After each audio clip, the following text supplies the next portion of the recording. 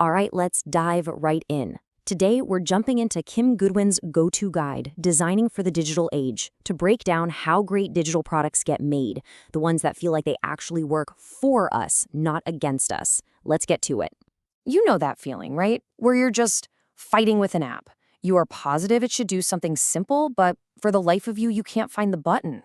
Or you follow the steps exactly, and it just fails. You are definitely not alone. It's one of the most universal frustrations of living in the digital world. And that feeling, that sense that you're battling your own technology, it's not your fault. It's not a personal failure. We've all been there, and it happens for a very, very specific reason. Kim Goodwin absolutely hits the nail on the head here. The annoyance comes from that huge gap between what a product promises and what it's actually like to use. You know exactly what she means, right? That simple task that should take 2 clicks, but it somehow turns into this 12-step odyssey into madness. Yeah, that's the core of the problem. And here's the thing you have to get. This isn't random. It's not just a glitch or bad luck. There's a systematic reason so many of our digital tools feel so awkward. And understanding that reason is the first step to seeing how the great products are really made. Okay, so to really get this, we've got to flip a switch in our brains. We have to start by challenging this super common but mistaken idea of what design actually is. So you've got the common view, right? That design is just decoration. It's about making things look pretty, it's about aesthetics, it's subjective art. But in the professional world, it's the complete opposite. It's a craft. It's about solving problems and making things work. It's a rational process, and it's not about what you like. It's about what gets the job done. Goodwin defines it as a craft for creating concrete solutions that serve real human needs. This isn't about slapping some paint on a product. It's about applying a rigorous, skilled process to help a real person achieve a real goal. So the big takeaway here is this. Good design isn't just about being beautiful. It has to be purposeful. I mean, think about it. A product that looks incredible but is impossible to figure out? Well, by this definition, that's just bad design, period. Okay, so if design is all about serving human needs, the big question is, how do you actually figure out what people need? And to do that, we have to draw another really important line in the sand. The answer isn't as simple as just asking people what they want. It goes so much deeper than that. It's about understanding what they do, and even more important, why they do it. This is where we see the huge split between market research and design research. See, market research is all about selling. It asks who's going to buy this and what ad will convince them.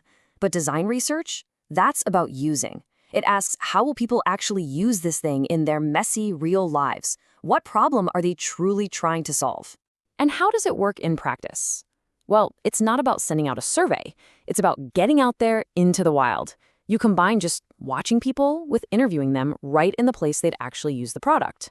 You're always digging to find the why behind their actions, often by asking these simple, almost naive questions that make everyone question their own assumptions.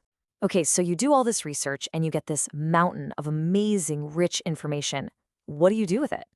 How does a whole team use it without it just getting lost in a report? You use an incredibly powerful tool called a persona. And this is a totally fair question. I mean, you can't interview everybody, right? So how can in-depth research with a handful of people possibly guide a massive project for thousands or even millions of users? The answer is the persona. Now, let's be super clear here. A persona is not a stereotype. It's not some fictional character you just invent in a meeting. No. It's a precise, carefully constructed archetype that's built directly from the real behavioral patterns you found in your research. It's a data-driven tool for focus and empathy. Let's make this real. Goodwin introduces us to Katie, a hobbyist photographer. Now, what's her goal? It's not just to take a picture. It's to capture the creative vision she sees in her mind's eye. And her behavior? She's the kind of person who gets up at the crack of dawn on a Saturday to take hundreds of nature photos. But her deep frustration is with all the technical details, the intricacies of correct exposure that get in her way. Her real motivation is just that pure satisfaction of making her creative vision a reality. And that is the light bulb moment. All of a sudden, the design team isn't building a camera for some vague, fuzzy concept of the user. They're building it for Katie. And every single decision, every button, every menu can be measured against one simple question. Will this help Katie capture her vision, or will it just add more frustration? So you see, having a persona like Katie changes the entire process. It gives you this structured, human-centered way to build products from start to finish. The whole thing just snaps into a logical flow. Step 1, you do the research to really get inside Katie's world. Step 2, you synthesize all that research into the model of Katie. Step 3, you look at her goals and figure out what the product absolutely must do to help her. And then, and only then, step 4, you start sketching a concrete solution, a framework built specifically for her. And you know, this isn't a one-person job. It's a team sport, a craft with these cool, specialized roles. You've got the generator, the visualizer, who's driven to sketch out solutions. And they work side by side with the synthesizer, the analyst, who makes sure the logic is sound and the vision is communicated clearly. Together, they bring the whole thing to life. So when you put all this together, you realize it's more than just a process for building better software. It's a completely new way of seeing the entire digital world. The apps and websites you love using, the ones that just feel right, they are not a fluke. They aren't an accident. They are the result of a disciplined, empathetic, and deliberate process that is rooted in a deep, deep understanding of human beings. Goodwin's philosophy just captures it perfectly. It's not about features first, it's not about technology first, it's always about people first. If you really get how people think and behave, the right design will naturally follow. So I'll leave you with this. The next time you're fighting with technology and you're about to lose your mind, just pause. Ask yourself, is this just a bug, or is this a profound misunderstanding of a human goal? When you start looking at the world that way, everything changes. Thanks for watching.